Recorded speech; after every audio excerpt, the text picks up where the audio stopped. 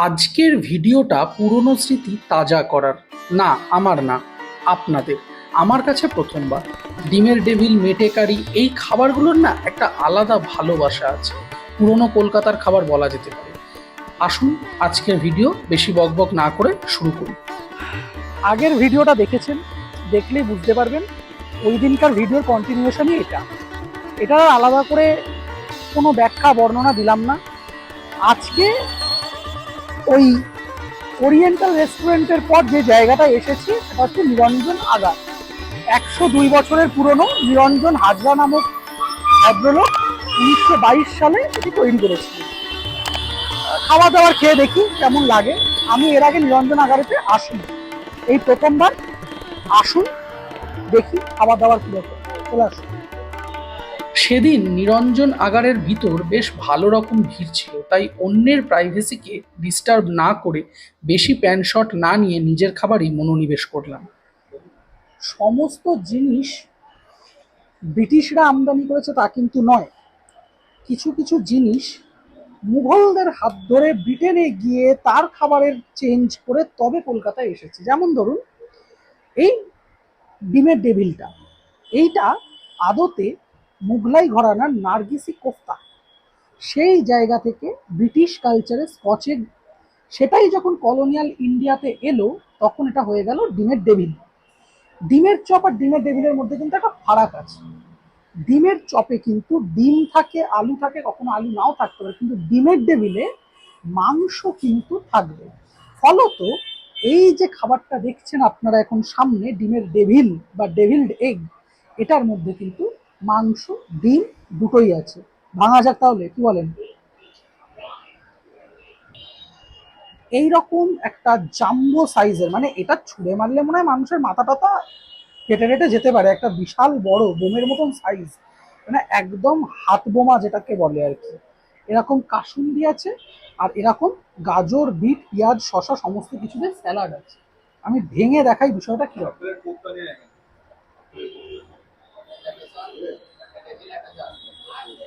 এই দেখুন, এইরকম একটা গোটা ডিম, হাঁসের ডিম, আর ভিতরে এরকম কিমা। এই আস্তরণটা একটু সেমি মোটা বলা যেতে পারে, তার কারণ এত বড় জিনিসটাকে ধরে রাখবার জন্য এই আস্তরণটা দরকার অবশ্যই। খেয়ে দেখি এটার টেস্ট কিরকম। প্রথমে শুধু একবার খাই।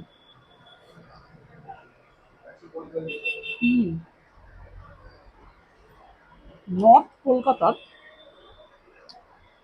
এই চপ কাটলেটগুলোর মধ্যে না একটা টিপিক্যাল মিষ্টত্ব আছে, যেটা খাবারের মোড়টাকে পুরোপুরি ঘুরিয়ে দেয়। কলোনিয়াল কলকাতায় কোনো ব্রিটিশ খাবারে চিনি দেওয়ার কোনো প্রবণতা ছিল কিনা জানা নেই, কিন্তু এই সুতানুটি, গোবিন্দপুর, এই অঞ্চলগুলোর খাবারগুলোতে না, অর্থাৎ গঙ্গা নদীর এপার ওপার, মিষ্টি দেওয়ার একটা প্রচলন আছে। খুব সম্ভবত ঘটি ইনফ্লুয়েন্স, কিন্তু খাবারটার মধ্যে এই মিষ্টি ব্যাপারটা আপনি শুধু নিরঞ্জন আগার বলে নয়, এই জায়গাটা তো 102 বছরের প্রায় প্রাচীন হয়েই গেছে, হেরিটেজ তকমা লেগে গেছে। এখানকার খাবারের কোয়ালিটি নিয়ে সন্দেহ প্রশ্নাতীত। মানে আমি নিতান্তই বাচ্চা এই জায়গাগুলোর কোয়ালিটি নিয়ে কথা বলতে। প্রচুর বয়স্ক মানুষ এখানে এসে খাওয়া দাওয়া করেন। প্রচুর বয়স্ক মানুষের কাছে আজও নিরঞ্জন আগার একটা ইমোশনের জায়গা।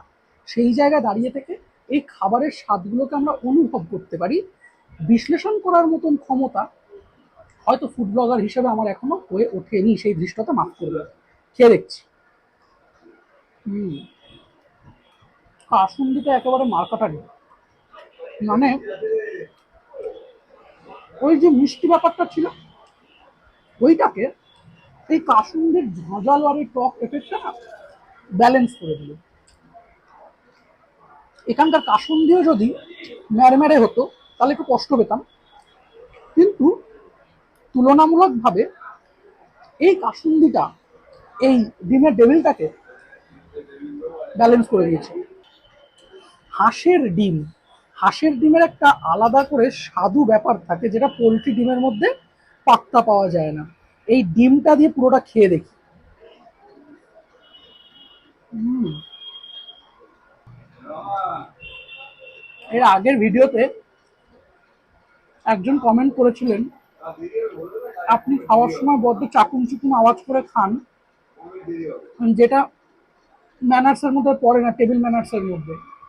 আমি জানি টেবিল ম্যানার্সটা, কিন্তু বিশ্বাস করুন এই ধরনের খাবারগুলো না যখন কাছে থাকে, আমরা বিশেষ করে যারা বাঙালি মানুষ হামলে করে খেতে ভালোবাসি। এই সমস্ত খাবার চাকুম চুকুম করে কবজি ডুবিয়ে না খেলে আমার মনে হয় বাঙালির অর্ধেক বাঙালিত্ব চলে যাবে। সেই বাঙালি আনাটাকে মনে হয় বিসর্জন দেওয়া ঠিক না। যাই হোক, আমি টেবিল ম্যানার্স মাথায় রাখবো, মুখ বন্ধ করে খাওয়ার চেষ্টা করব। আপাতত আমি এই এগ ডেভিলে মনোনিবেশ করি, কারণ এরপর মেটে কষা আছে আর পাউরুটি আছে। দুর্দান্ত সন্ধ্যেবেলার খাবার দাবার চলছে। এখন চ্যানেল লাইক শেয়ার সাবস্ক্রাইব করবেন, ভালো ভালো জায়গার সন্ধান দিন। আর শুধু এটা তো সন্ধান না, এই জায়গাটায় আমি আপনার স্মৃতিটাকে, আপনার পুরনো অভিজ্ঞতাকে তাজা করলাম। এই জায়গাগুলোর হদিশ আমি না বললেও আপনাদের কাছে আছে। আমি এই পুরনো স্মৃতিকে তাজা করলাম। মাটন লিভার কারি নিয়েছি, এই রকম ছোট ছোট সাইজের মাটন লিভার আছে, আর এই রকম একটা রিচ গ্রেভি। একদম যারা দুর্বল হৃদয়ের ব্যক্তি একটু অ্যাভয়েড করবেন, কিন্তু যারা খেতে পছন্দ করেন, এই একটু আগে একটা লবঙ্গ দেখলাম, এই দেখুন লবঙ্গ, গোটা মশলার একটা প্রভাব আছে, এখানেও একটা লবঙ্গ আছে দেখুন। মানে বেশ রসালো কষালো করে এই খাবারটা বানানো হয়েছে। এর সঙ্গে আমি যেটা নিয়েছি সেটা হচ্ছে সেঁকা পাউরুটি। এইরকম আমি এক পিস পাউরুটি নিয়েছি, পাউরুটি 7 টাকা করে দাম, আর এই মাটন লিভার কষাটা 240 টাকা।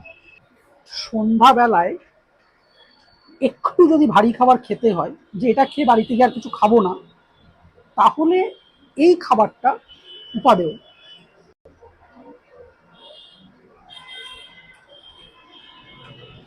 এই মাটন লিভার কারিটা না একটু টক মিষ্টি, ফলে মাটন কোরমাও টক মিষ্টি হয়।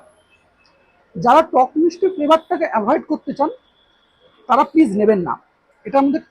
এটার মধ্যে টমেটোর একটা বেশ সুন্দর প্রভাব আছে, পেঁয়াজ রসুন আদা একদম সুন্দর করে করা। মেটে এমনিও একটা ডেলিকেট আইটেম, মানে যদি একটু বেশি ওভার কুক হয়ে যায় কচকচে হয়ে যাবে, এখানে সেটা হয়নি। এলাচ লবঙ্গ দারচিনি দিয়ে ছোট ছোট 7 পিস মেটে পাউরুটিতে ডুবিয়ে সুন্দর করে খেয়ে নেবেন। লিভার কারিতে এইরকম কিশমিশ আছে, এই দেখুন, এই যে এগুলো হচ্ছে কিশমিশ, গোটা গরম মশলা আছে, লবঙ্গ আছে বেশ ভালো পরিমাণে, দারচিনি আছে, সমস্ত কিছুতেই ব্যাপারটা বেশ একটু রিচ। এরকম এলাচ আছে, মোটামুটি আমার পাতে সব রকমই পড়েছে আর কি। এরকম একটা ব্রেড দিয়ে ডিপ করে নিয়ে যদি মনে হয় তাহলে একটা এরকম ভাবে খাসির মাংসের মেটে দিয়ে